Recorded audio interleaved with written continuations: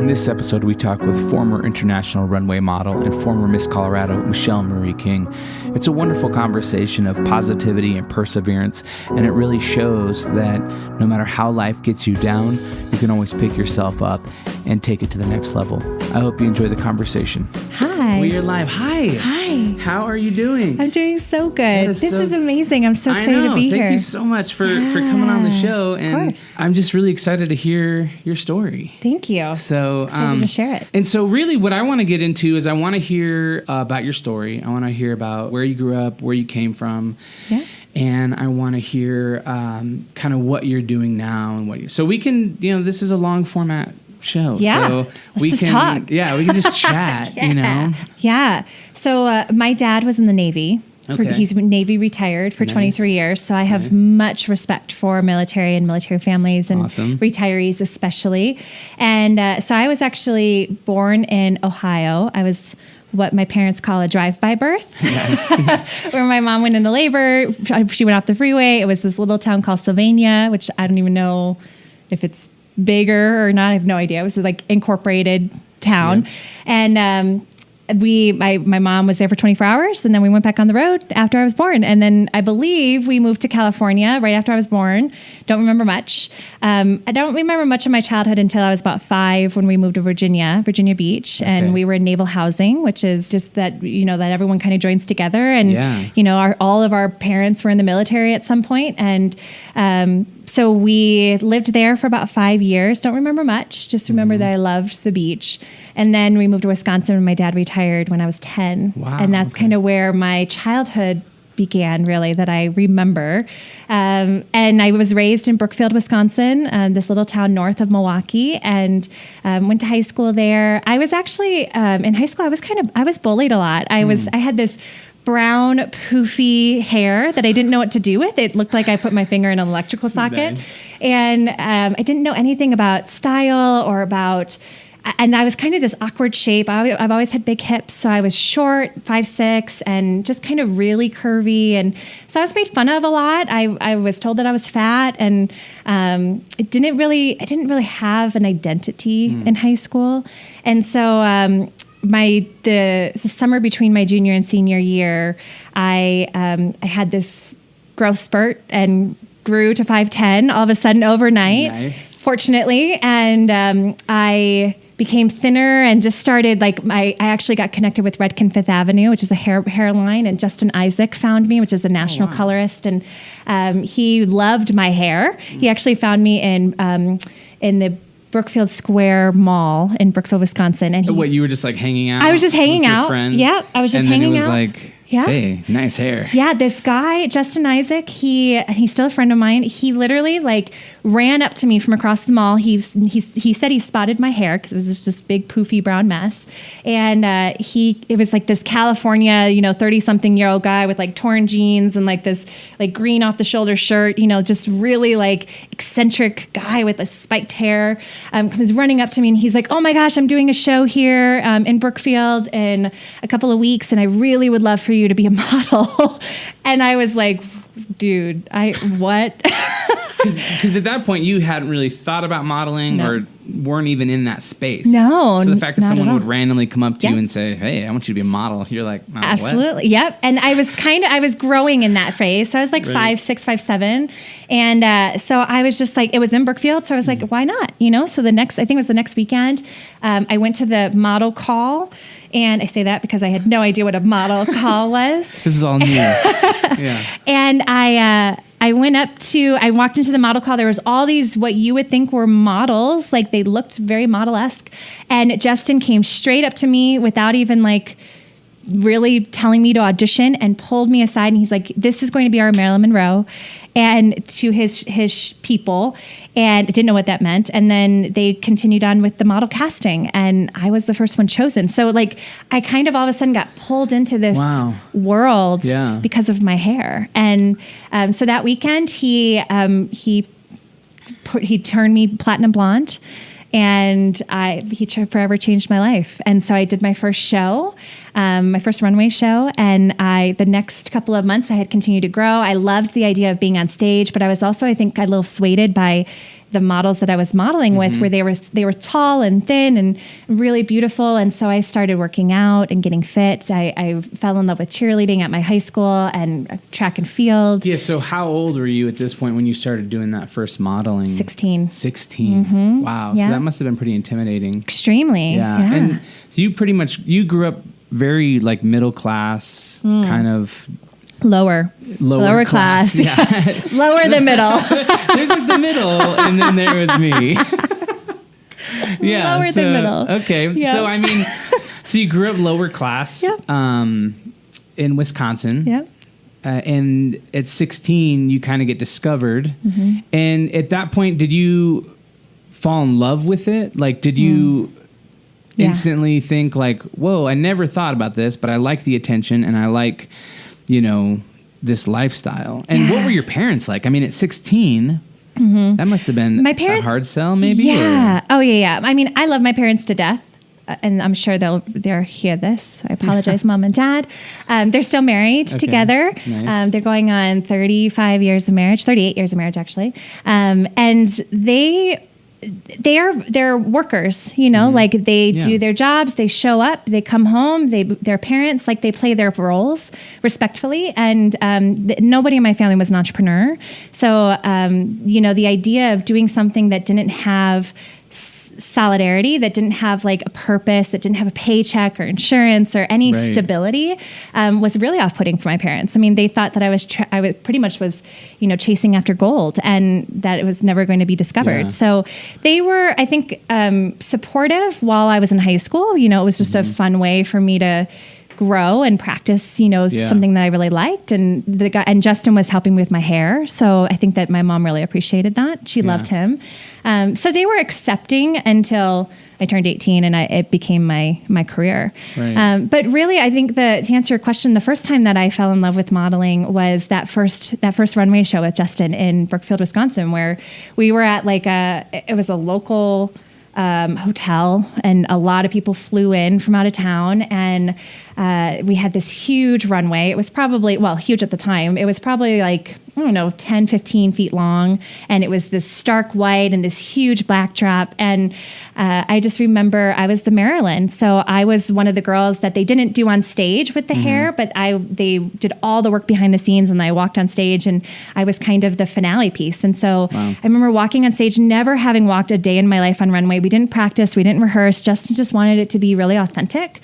And so I walked on stage, they announced me, and he unveiled my hair, which was this beautiful, poofy in a good way, platinum, defined curls. He put so much work and effort into redefining my hair, and they showed it before and after. So it was just an immaculate display. And I remember as soon as I turned to face the top of the tee, I felt like whole. It was like this light all of a sudden was pulled out of me, and it matched the lighting on the stage. And it was beautiful. I just felt, it was like love at first sight for me, Yeah. I loved it. So did you change a lot at that point? I mean, you're in high school. Were your friends like, I hate you now because you're a model, or?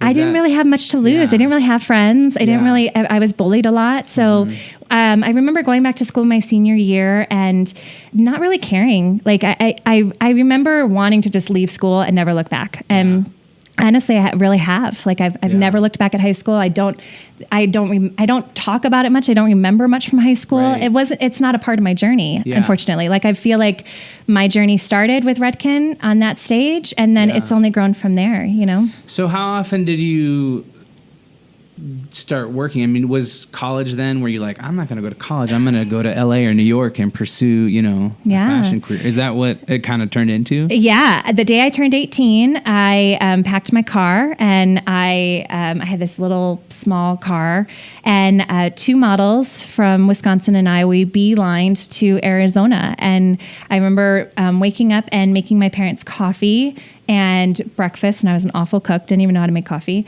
And I said, I'm leaving for Arizona, you guys. And they were like, what the hell? And that's when we kind of separated as as parents and child, Right. because I was really adamant about doing this.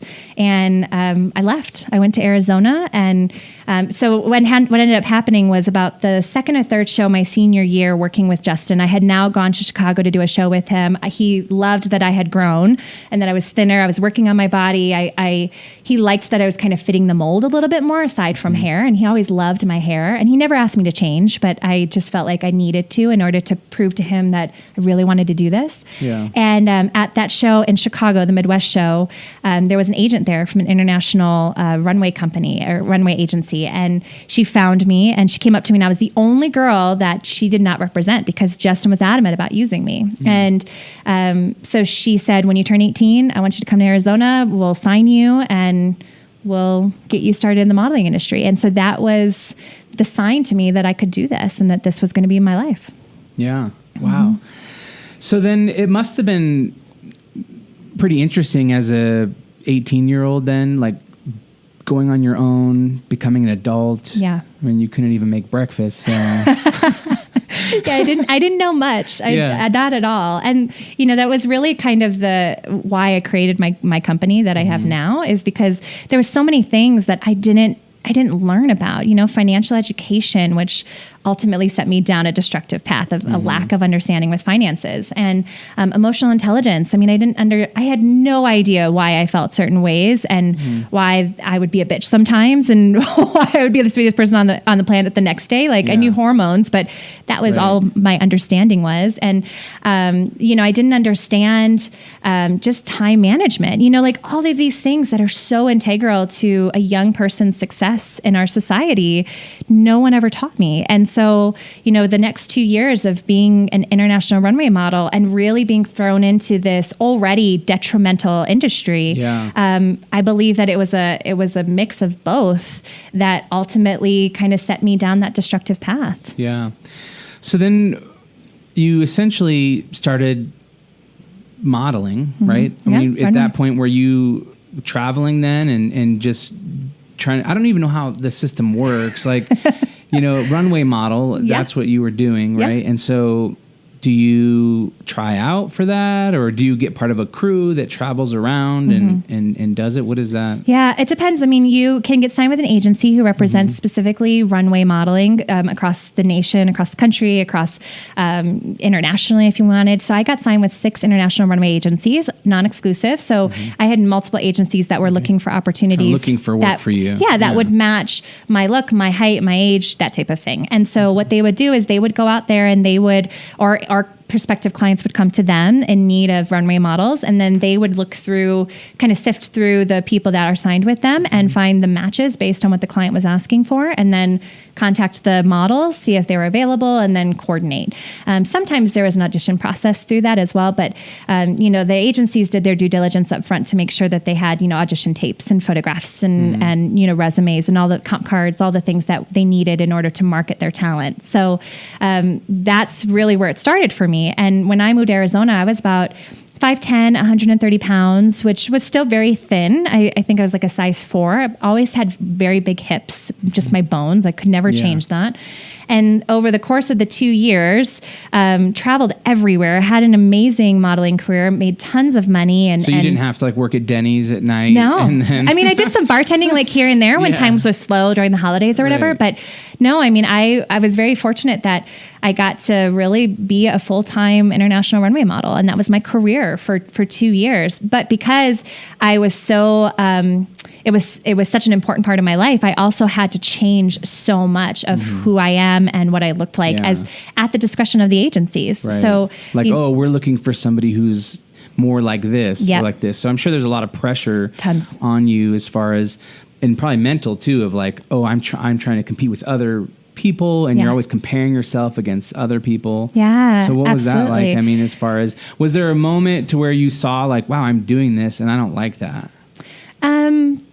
No, actually, in retrospect, no. I mean, I was so a part of the industry and a part of the world. Like everything that surrounded my life at the time was that industry. And so everybody was doing what I was doing. Everyone was struggling with anorexia. There was people that would literally go weeks on end without eating. And we as models living in the same townhome, we would hold food from one another. Like we were our protectors, you know? And I remember the first time I threw up, because what ended up happening was I was anorexic I was off and on for about 3 to 4 months because the agencies would keep telling me, you know, you need to lose weight, you need to lose inches. And when you're already not eating, when you're already working your butt off as far as like in the gym, you feel like there's nothing else you can do realistically besides just not eat and just starve your body so that you can like narrow down as much as you can for the show. Yeah. And then it'll be fine. You know, you'll get the show, you'll go back to eating and that's fine. But what you don't understand is that takes a toll on your mental state and your brain chemistry, and your body begins to decline. And so I was always known for my big personality, my big poofy hair, and my hair started to fall out. My teeth turned yellow. I just started, my personality started to dwindle, and I was just tired all the time. And so I remember one of my girlfriends who lived with me, who was also a model, who struggled many times.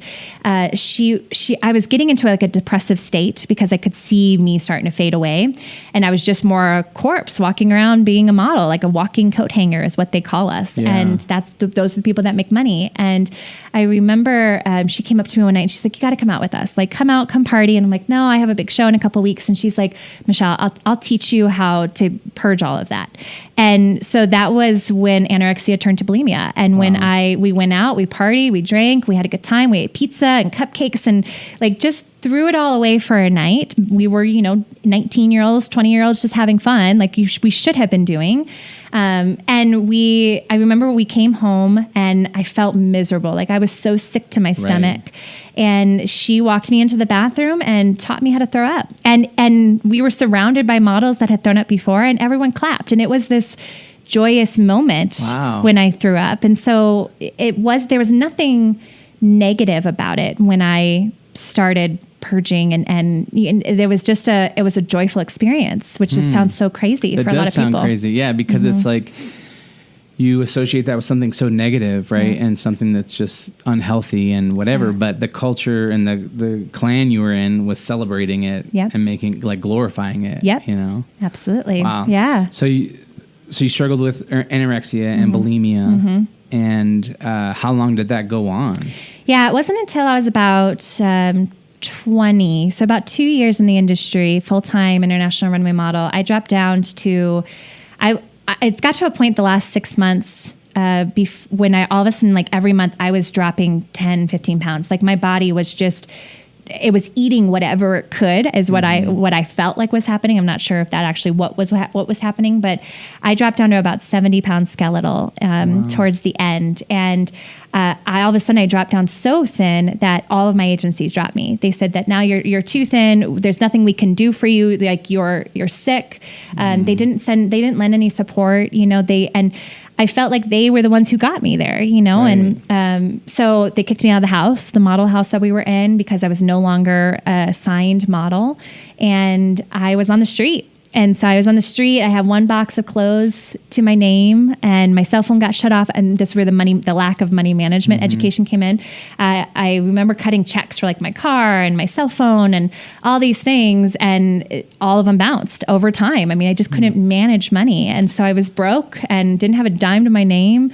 And were you afraid to call your parents and tell them? I mean, because I'm sure there's a lot of like, oh, I'm going to prove them. I'm going to be successful and make it. And then I can shove it in their face like, you know, hey, I did this. But now you're like destitute and you're broke and you're like maybe ashamed a little. Extremely. Yeah. And it's like, dang it. Like, now what? I mean, so did you go back home at that point? Yeah. So actually, and there was kind of this, I would say, when I was growing up as a teenager, my dad was, Navy man. So my dad, I didn't really have an emotional connection with my father. So it was almost a lack of that where I was constantly trying to make my parents be proud all throughout my high school career. And then as a model, even through my 20s, even now in my 30s, there's still something, like a piece of my relationship with my parents that I just want to hear them say they're proud of me and prove that I'm worthy of that. And that's probably just the relationship that I grew up with. So yeah, there was a part of that in Arizona. And so what ended up happening was I was on the street. I was in Phoenix, and I had a box of clothes, didn't have a car. My cell phone got shut off. So I went to a payphone, like a phone booth, which still existed back then. I tell this to teenagers and they're like, what's a phone booth? Yeah. That's awesome. And so I went to a phone booth. I called my mom, Collect. I remembered her phone number, her cell phone number. Nice. So that's a note to all the kids. At least remember one number. Yeah. I called my mom and I said, Mom, I'm on the street in Arizona. I don't know where I am. I don't have my cell phone shut off. And my mom was like, what's around you? And I said, there's a 24-hour McDonald's right across the street. I gave her the street corners, and that was it. And she said, go to the McDonald's and stay there. Do not leave. I will come get you. And I always get worked up from that. And so I went to the 24-hour McDonald's and I stayed there for about, I would say about 16 hours. And my mom had called the store manager at McDonald's, unbeknownst to me, and told him to take care of me and to not let me leave. And there were several times that I tried and he wouldn't let me. He stayed there. I wish I could find the guy and thank him. Wow. And it was in that McDonald's where I attempted to commit suicide. And I remember going into the McDonald's bathroom, and I looked at my face in the mirror, and I was 70-pound skeleton. I was dying. And I remember just looking in the mirror, and that's when body dysmorphia kicked in. And I felt like I heard all the voices of all the people who told me that I wasn't good enough. And I thought that I was this like 300-pound woman, and that no matter what I was going to do, I was never going to be good enough for my parents, for the modeling industry, for myself. And so I attempted to drown myself in the toilet and failed, fortunately. And I just got back up. I was pissed that I couldn't do it. And there was a voice in my head telling me to stop. So I did. And I just went back to the booth because I wanted to leave and he wouldn't let me, and just slept. And then the next afternoon at like 2:00 in the afternoon, my mom comes walking in, and I don't know how she found me. I don't know how my parents from lower middle class could afford a plane ticket overnight. But she got my car to repossession. She got my cell phone turned back on. And we drove back to Wisconsin that day. Wow. And that was the end of my international runway career. Just like that. Just like that. Yeah. So you go back home. Yeah. And you feel defeated, or you feel, extremely.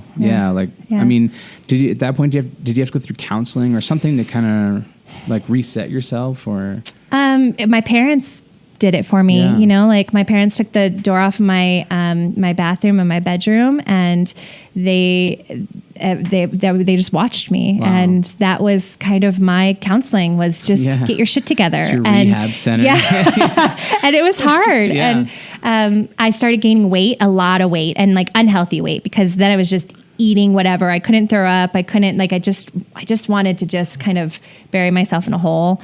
Right. I was very fortunate that my parents were so supportive to just allow me the chance to have a place to stay while I healed. And I still struggle today with my eating disorders, and not the eating disorders, but more so the brain chemistry that it was impacted by that. Like my brain doesn't tell me if I'm full or if I'm hungry. I just have to manage that, self-manage that. And so after about 6 months, my mom was like, go do something, like get out of the house. And so I got a job as at a tanning salon. Nice. And went to college at a technical college in Pewaukee, Wisconsin, Waukesha County Tech. What? And I got my degree, and I kind of threw myself into. What was your degree in? Marketing management. Oh, okay. And I guess what pushed me into my degree was that I felt like the reason why I struggled was because of the media and the marketing industry. And I started understanding that the modeling industry was a subset of that. And that the reason why there was so much pressure to be thin was because there was this huge kind of support from top down that, that was what we needed in the society in order to sell to consumers. And so I really put a focus on understanding marketing and media. Yeah. Wow. And then did you have an idea like, I want to start my own thing, or I want to go work for somebody, or, what was the thought process there? Yeah, I kind of, I was really confused in my 20s. I started working for a company, so I had a full-time job. While at the same time, I always had this entrepreneurial spirit about me, which it's funny, in retrospect, I look back at all the jobs I had that, I was working for the man or working for someone else. And there in every single job that I had, there was a position created for me. And which was crazy. And because that's how I got my jobs I was this entrepreneurial spirit that always wanted to bring new ideas and innovative stuff into these businesses and get paid for it. And so I kind of always had my side gig. And in my 20s, I started freelance modeling. I did not want to get signed with agencies. I did not want someone else to tell me that I couldn't have success the way that I was, and which at this point was curvy and tall. And so I started doing freelance modeling myself and had rampant success all over North America with billboard campaigns. And I've actually found companies that they didn't want to work with agencies. They didn't have the money to work with agencies, but they had the need to work with a model. And so because I had success, I started coaching girls in my 20s on how to have success as freelance models as well. They also mirrored the success model that I had. And so that was kind of my entrepreneurial gig on the side while I was, going through real world business opportunities. Yeah. Wow. That's awesome. Thank you. So where does Miss Colorado play into all this? Yeah. When I was about 27, my boyfriend and I at the time moved here to Colorado, and we just knew that we wanted to start from scratch. We didn't want, he was from Chicago, and we didn't want our paths or our pasts to support our futures. So we left Wisconsin literally with nothing. And we moved here to this place that we didn't know anybody. We just knew that it was a great place to live, and based on internet reviews and stuff. And because it is. Because it is. It is now. Yeah, it totally is.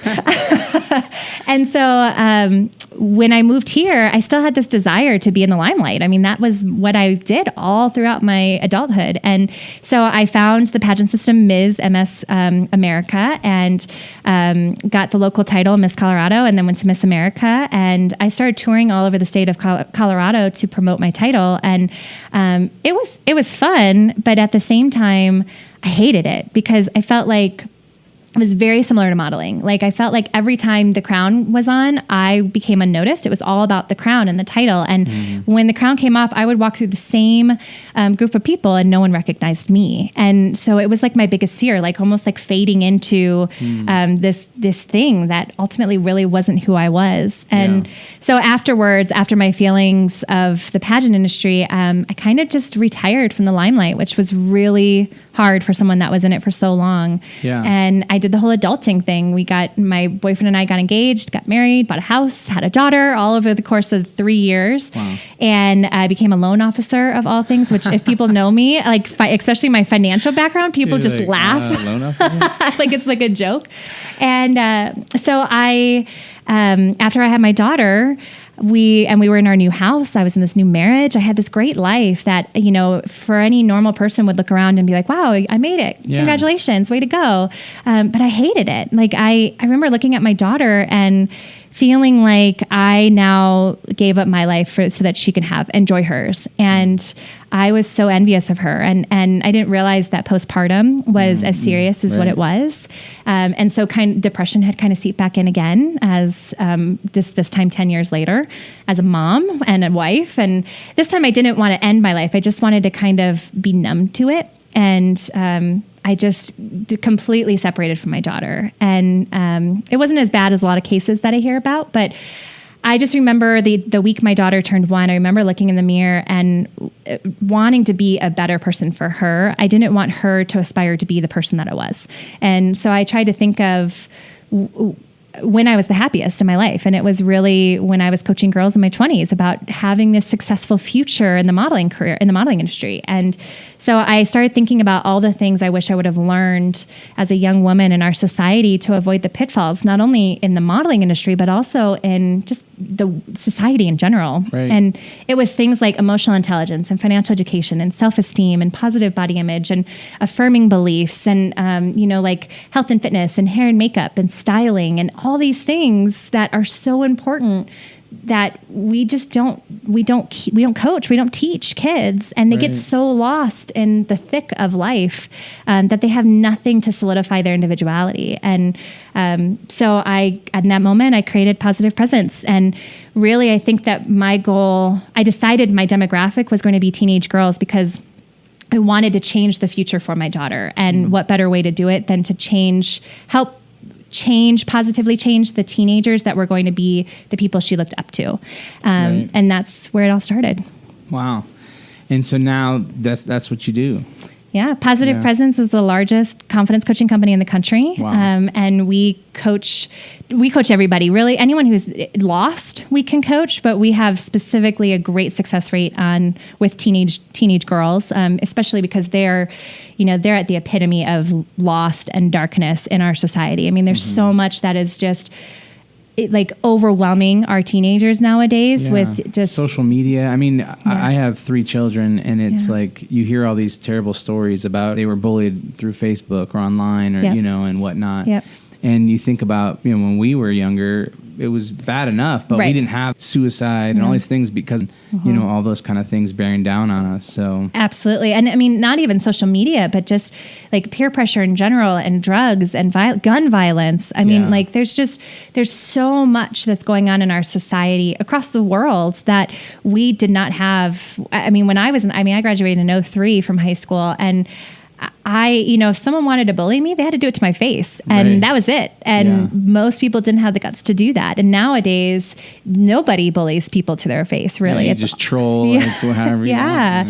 And you say the worst things because that's your shield to say these things to other people. And it's really hurtful. And a lot of these girls, it's their worlds, it's their everything. And when they get bullied, or even when they get made fun of, or when they get disconnected in any way from the things that are important to them at the time, like their friends or their sports or their parents, they fall into darkness so easily. And I feel like it's our responsibility as adults that have lived through that to protect them from that and to help them be able to build a shield, this impenetrable light shield, to help them when those things happen. Yeah.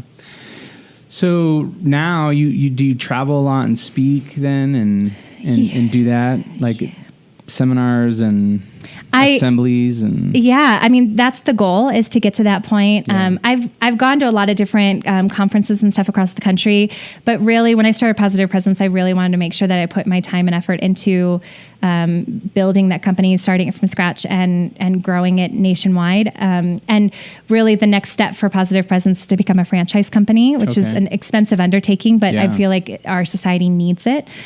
So that's really where my focus is right now. But I just signed a big contract in California where I'll start doing my own podcast and writing a book and going on national press tours and those types of things over the next, probably 6 to 8 months. My time is going to start to be divided, but my focus is still the same, is to really make Positive Presence this incredible vehicle where we can help people get out of darkness and find their own light. Right. Yeah. Because there's, I think the thing that I always see is that, people feel so hopeless, they feel so alone. And sometimes all they need is just someone to come alongside them and say, you know what, it's going to get better. Yeah. Especially young kids, I feel like they think that their whole life is right then and there. And when you become an adult, you realize you know what, that's you have so much life ahead of you. You shouldn't give up so early, this is going to be just a blip, and just stay positive, keep moving forward, and don't give up. Yeah. Well, and I just worked with one of my clients a couple of days ago, and we coach one-on-one. So it's a very exclusive, like customized experience for the people that we teach and coach. And I remember speaking with one of my girls who's going to be a senior in high school this year, and she wants to go to UNH or UNC, and she wants to get a full paid art scholarship. And she truly believes that she doesn't deserve it. And she's an incredible artist. She's an incredible girl. She's, she's going through the classes. So she's growing and developing into her own perfect self. But she truly believed that there were other people that were more deserving. And I had to hug her and tell her and cry with her and say that you are just as deserving as they are, and you are going to have an incredible future. And I had to paint this picture of her 2 years from now when I come and visit her, and she's going to introduce me to her new boyfriend, and I'm going to come with their mom, and she's going to show me her showcased art. And just the idea of having someone believe that this immaculate future is possible for you, and truly meaning it when you help them draw that picture.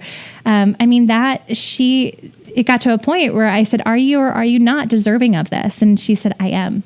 And so it was so moving and so touching to realize that she's awoke now to the fact that she's deserving of it. And unfortunately, so many of our teenagers nowadays don't believe that. They're comparing themselves to Jennifer Lopez and the Kardashians and billionaires that they're seeing in media. And they feel like they are so far from that how are they ever going to find success? How are they ever going to find their place in the world? And it's really just partnering them up with the coach that is going to help them see it in themselves, and they'll get it too.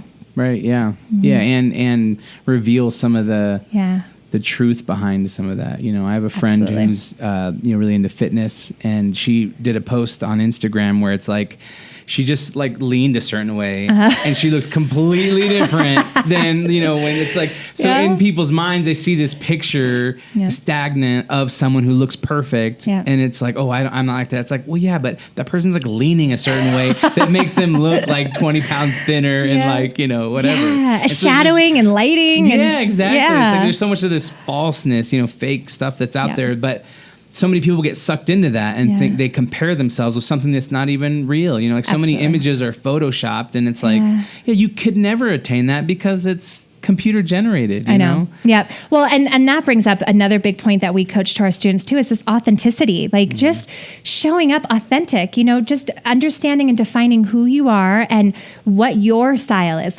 creating a voice for you. And that's why we have a stylist, Ann Liebman, and that's why we have a hair and makeup artist, Lauren Boyd, and that's why we have a health and fitness partner, Michael Sutton.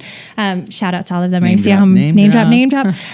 We have all of them is because they, at the very end of our classes, they go and they actually help them identify, our clients identify their unique voice and their style and in their presence and in, how they show up in the world. And that lends to their authenticity, and so I think it's just so important to help them understand that, you can show up who you are, and people are going to accept you or they're not. And that's okay. Yeah. Yeah. I think that's one of the most important things is really, finding value in yourself and not finding value in yourself based on what other people think of you. Yes, when I was younger, it was I'm always seeking approval from higher authorities or people around me because they made me feel like I had that self-worth. Exactly. And then I realized well, that's always going to change. I could be depressed one day because I didn't get approval for somebody. So why should I allow someone else to have control of my emotions and my feelings? Yep. And I need to realize that I'm good enough within myself. Yeah. And the only acceptance I need is from myself, Yeah. And that's so hard. Yeah. It's so hard to get to that point. So hard, And I have to tell myself sometimes, sometimes I get bad reviews or sometimes I get haters. And I specifically am bringing this up for a reason. And, I have to tell myself that haters are going to hate, and that's okay. And they don't define me. They don't define my business. They don't define who I am as a person. They don't define my hair or my body image or how I show up to the world. It's if someone is making fun of me or if someone is being mean, that's on them. That has nothing to do with me. That's a reflection of their own negative self-worth. And I have to really remind myself every once in a while that, that's me showing up authentically, and there's going to be haters. Yeah. Yeah, no, that's so true. Mm-hmm. So you want to grow a business. Yeah. and you want to inspire the most people that you can. Yep. And so what are some of the things that, that you struggle with as an entrepreneur, or, somebody who is trying to make this happen? Is it something where the universe is just shining down on you and it's like opportunity and doors are opening and it's like, God, I wish that was the case. Yeah, I believe everything happens for a reason. And, I struggle, I'm sure the same way every other entrepreneur is struggling, where it's time management and it's being in 50 different places at once and trying to be everything to everybody and, be a mom and be a wife and be a homeowner and be an entrepreneur and be a friend and be in the groups that I'm a part of and show up authentically to all of them without being tired and, having 15-hour days, and being fantastic when you do it. But at the same time, I think it's just taking one bite at a time, doing one thing at a time, and really making sure that everything that I do is with intent. And that's really been a game changer to me, is really just, I have to ask myself, why am I taking the time to go to that meeting and network with this person who I don't know? Like, what's the intent in that? And if I have one, then yes, it's worth it. And I'm taking time out of my day to go do it. And, I have to, the other thing too that I struggle with is that there's some days when I just sit at home in the afternoons or in the evenings with my daughter and we just watch Netflix or we watch a Disney movie, like 4 Disney movies at night. And I have to, there's times when I used to beat myself down for that and be like, God, I really have other things that I need to be doing. I have a million emails to get back to. I have 20 proposals to send. But at the end of the day, I really have to be really just accepting of myself that I have, this is another part of me too, that I really have to feed. And so I think that, there's the normal struggle that every entrepreneur goes through. And it's really just finding that balance and being respectful and kind to yourself when you decide to not do anything for a day and you just want to be tired and that's it. And, showing up with intent in everything that you do. And I think that ultimately lends to really just making sure that I'm doing things with respect and that I'm showing up authentically and creatively every time I do anything. Yeah. That's awesome. So, you and your parents are all good, right? Good. You have good, and you have siblings? I have an older brother who is 5 years older than me. He's in Florida. We are polar opposite. And when I mean polar opposite, he's short, dark hair. He's actually pretty tall, but he is in tech. He is kind of a nerdy guy. Very nerdy, respectfully. I love him to death. He's not a fan of mingling with a lot of different people. He's got 2 daughters and a girlfriend, and that's his life. And that's it. And he's not an outgoing person, barely talks to me, and which is okay. And so we don't really get each other at all. I mean, I want to just be out in front of everybody and be on Jimmy Fallon and Ellen DeGeneres. And my brother's like, you're the weirdest person I know. Right. And he has his life. So I don't know how we ended up so opposite, but we did. You did. Yep. And my parents and I were really good. My dad is still, keeps to himself and is retired now from his second job and he's doing good. And my mom works full time as a CPA and she's doing great. And she actually is very involved in my business. She helps me a lot with brainstorming and with business development and those types of things when she can. They live in Wisconsin. Right. So we have a great relationship. And after, a lot of poor relationships in business and with men and all of that stuff, I'm so fortunate to have my husband, I've been with him for 8 years, and my daughter. And at the end of the day, those are the 2 most important relationships to me. The rock. They are my rocks for sure. Yeah. That's awesome. What do you do for fun? I mean, do you have any hobbies? I mean, I know being an entrepreneur and focusing on business, it's like, that's what you're always consumed with when you have free time, Yeah. What do you do for fun? I recently... I'm redirecting. Yeah, I like that. You're like, let me think of my answer while I ask you. So I like watching movies. Yeah. So I like to go to movies. A lot of times I'll go to a movie by myself and just watch a movie. I have a buddy who has a movie pass. Have you ever heard of Movie Pass? No. Okay, so it's pretty awesome. Okay. You pay like $10 a month. And they're not sponsoring this episode at all, but maybe we should contact them. I know. I'm like, Movie Pass. So anyways, Movie Pass, essentially you pay $10 a month and you can go see as many movies as you want to in a month in the theater. What? Yeah, it's like the best deal ever. We need to get Movie Pass to sponsor this. Yes, I know. Yeah. So I go to movies and I have a buddy who does that. And then I recently purchased a trail bike, like a vintage like scooter trail bike. Oh. So you essentially can go out to like a trail in the mountains and then ride up, in the mountains. It's like a 1970s, like vintage, cool looking. That sounds very dangerous. Scooter. It only goes like 35, 40 miles an hour. Okay. So that's how I sold my wife on it. I was like, babe, it's not that dangerous. That's awesome. And then I got 3 kids, you know, so they keep me busy. Yeah. We do a lot. We're like buying bunk beds this weekend, and we'll be doing a lot of stuff like that. So that's what I do for fun, Yeah. I like to smoke meats and like drink whiskey and hang out with friends. Yeah. That sounds awesome. Yeah. Wow, your hobbies are way better than my hobbies. Let's trade for a day. I honestly, I don't think I have a lot of hobbies, unfortunately. I think I'm in that time of my entrepreneurship days where I work a lot and I coach a lot. And when I see friends, it's because there's an event happening that my friends are putting on.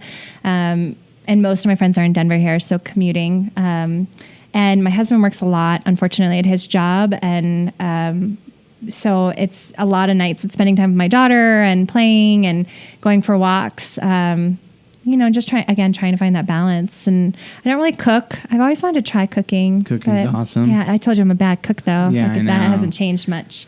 So I want to try cooking, I think, in the future. And it's a good skill. Yeah, just try and get into I think when my daughter gets into school, because she's 3.5 right now, I think I'm definitely going to be like the best PTO mom on the planet. And like not a PTO mom, but like a board mom, like board of director mom. Yeah. That's going to be a big hobby for me. Do you want more kids?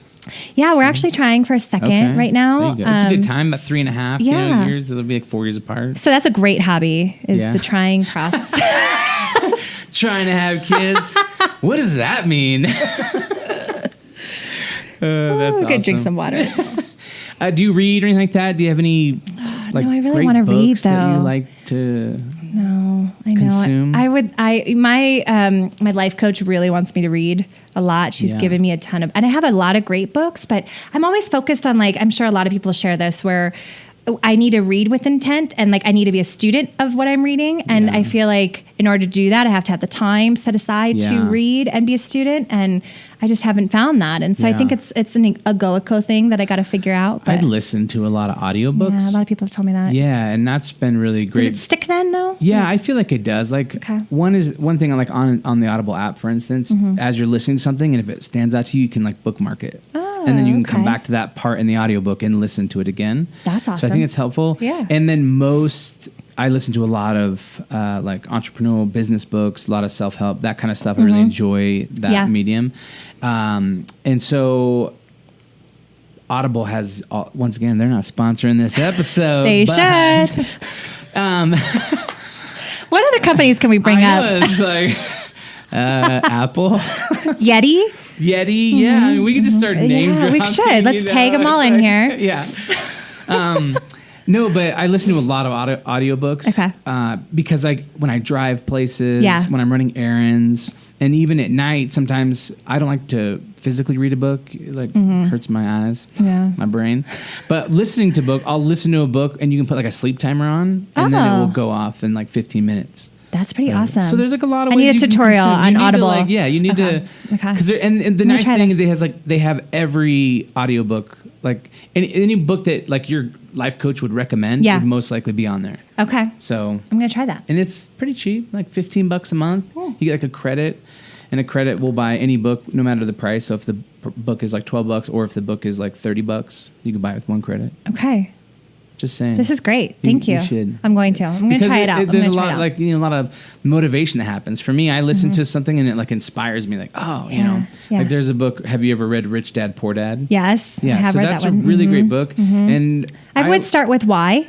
Yeah, Start with Why by is Simon great. Sinek. See, look Love at you. him. That was a long time that's ago. Awesome. Yeah. That's a good book, though. But there's a lot of books out there. And then Yeah. they inspire you or give you ideas because you're listening to them and you're like, oh, you know what? I think I could do that. So I know the power of it. I just got to get, I've got to get past that ego part of needing to be a student and actually just listening to it, you know? That's right. Because if you never start, you know, you can always talk about it. But That's true. That's true. All right. I'm going to start listening to Audible because of you. Well, you know, thank you. Hey, you're welcome.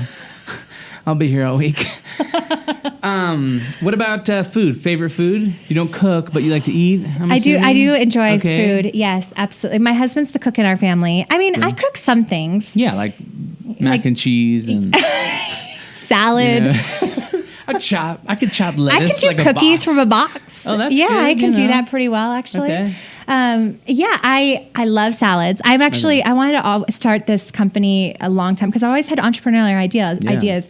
I always wanted to start this company or this restaurant called No Let Us because I don't like putting lettuce in my salads. I just put garbage, like just everything else, and saltines on top.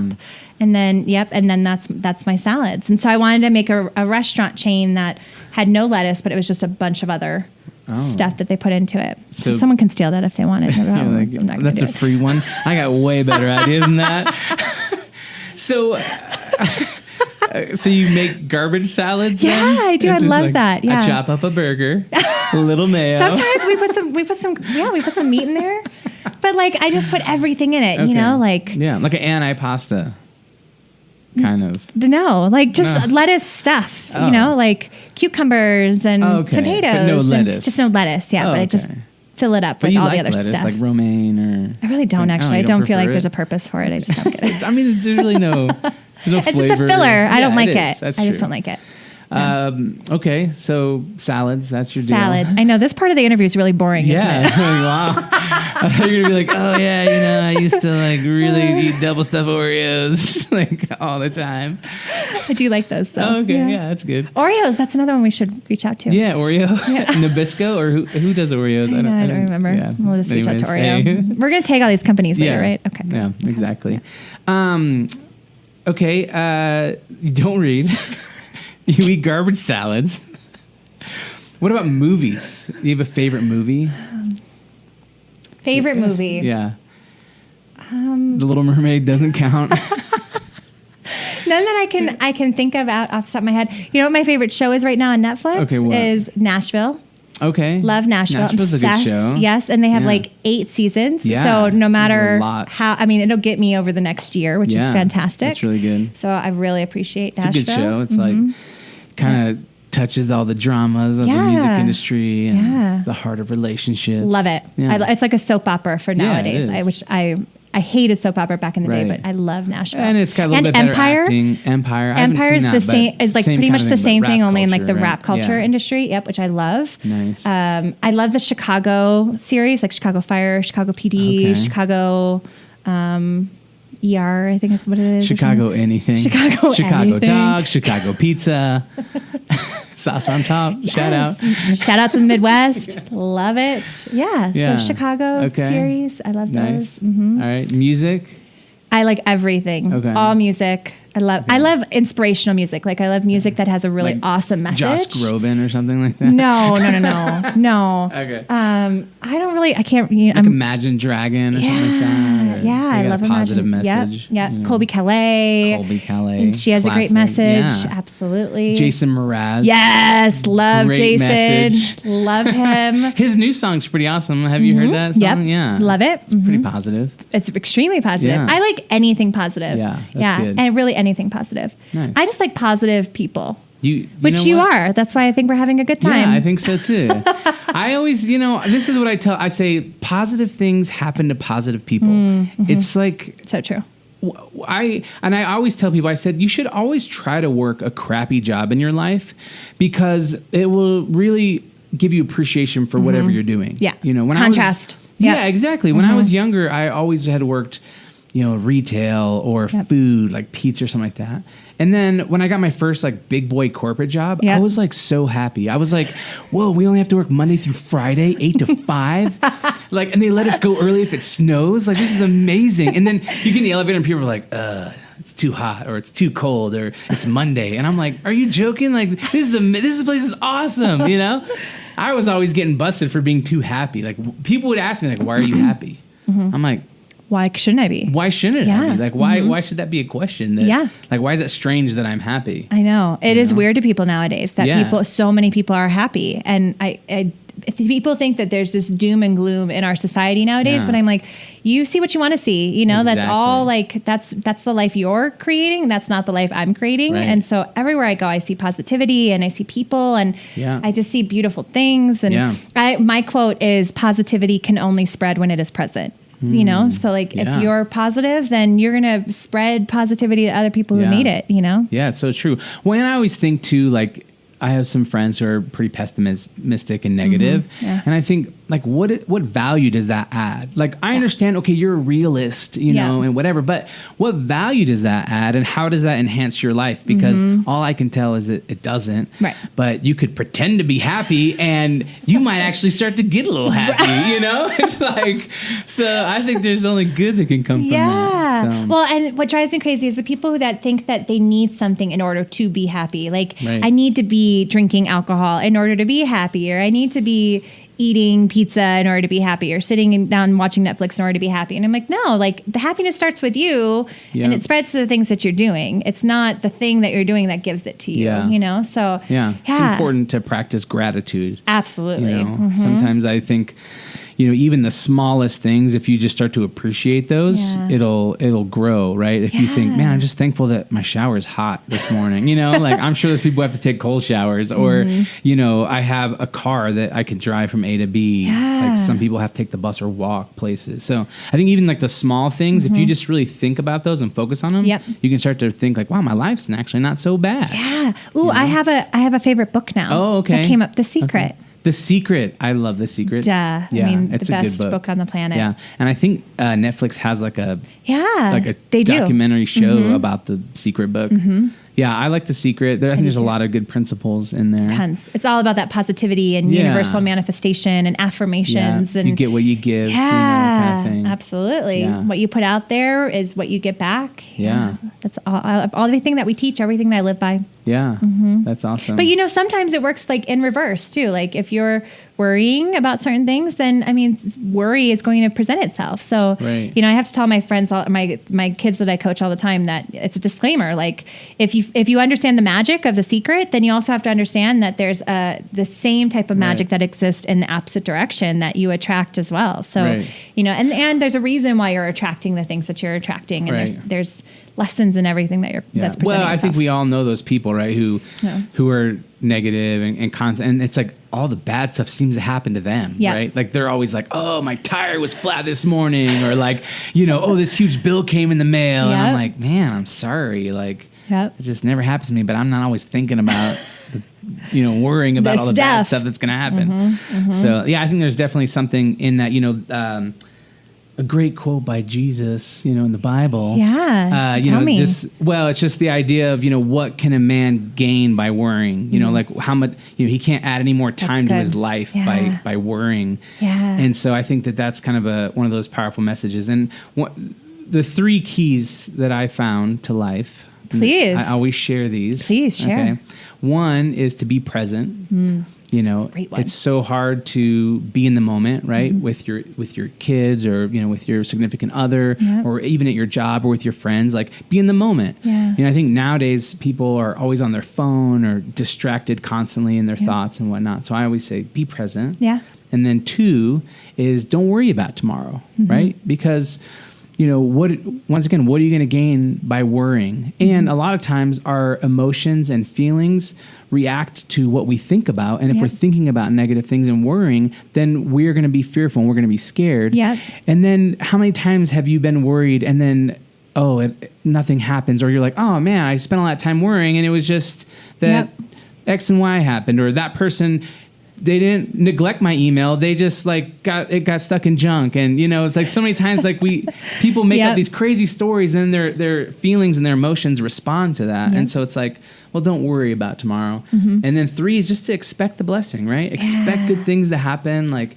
you know, expect that that God, that the universe, that somebody out there cares about you and has a plan for your life, and that, things are going to work out for you. That's so and awesome. I think, if you that's awesome. be present, don't worry, expect good things. Yeah. Life will work May I out. add one to that? Please do. The fourth law of success is heart versus head. Like operating from your heart in everything that you do instead of your head, which, also contributes to that worrisome, like worries, head, mental, but like 100% of what comes from your heart is positive and it's authentic and it's real and it's just there, So I think that when we can start asking ourselves how we feel and responding to those feelings, and oftentimes gratitude leads to that, then you live with such completion, everything that's happening in your world is just so complete and so honest that's just how you begin to operate. And that's what comes back to you too, Yeah, I think that's awesome. Yeah.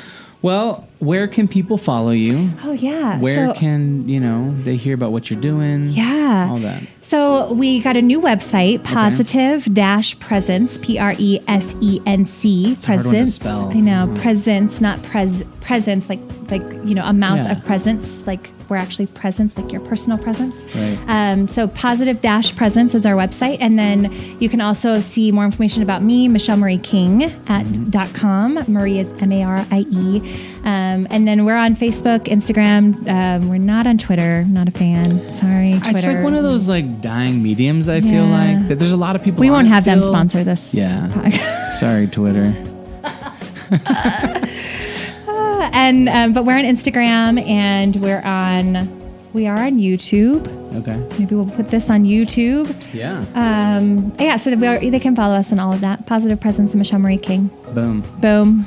Well, listen, thank you so much for being on the show. Thanks for having me. It's been great to hear your story, and I'm really excited to follow you and see just the impact that you're going to make in a bunch of people's lives and make a difference in the world. So thank you. So appreciate that. You are awesome. Thank you. All right. Thanks, world. Yeah. See ya.